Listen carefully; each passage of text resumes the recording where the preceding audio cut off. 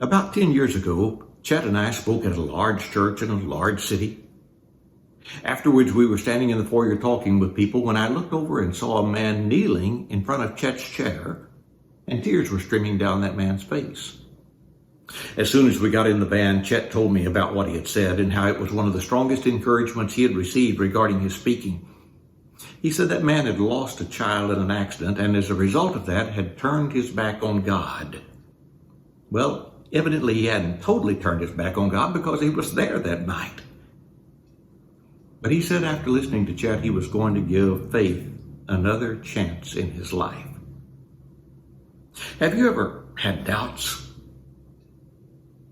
Have you ever doubted God's promises, or maybe even doubted that God himself existed? I have a couple of thoughts for you.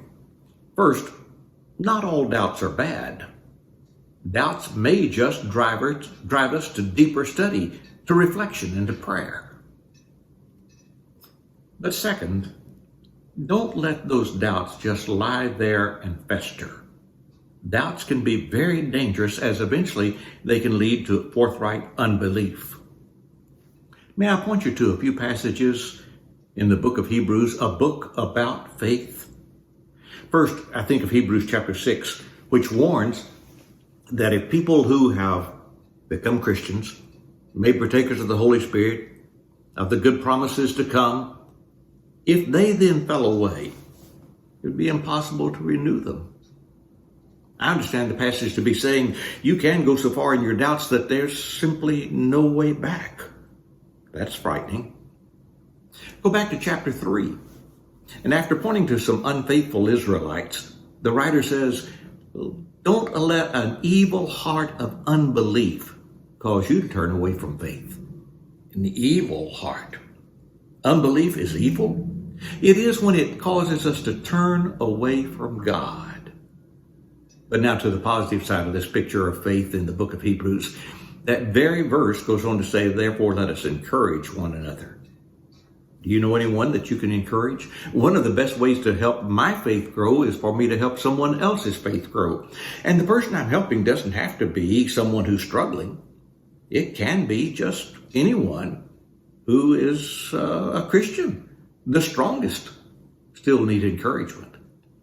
And then I call your attention to that 11th chapter of the book of Hebrews, where there's a whole chapter listing people of great faith. Most of them overcame some major difficulties in order to hold on to their faith, but they did. Chapter 12 talks about Jesus. Look to him.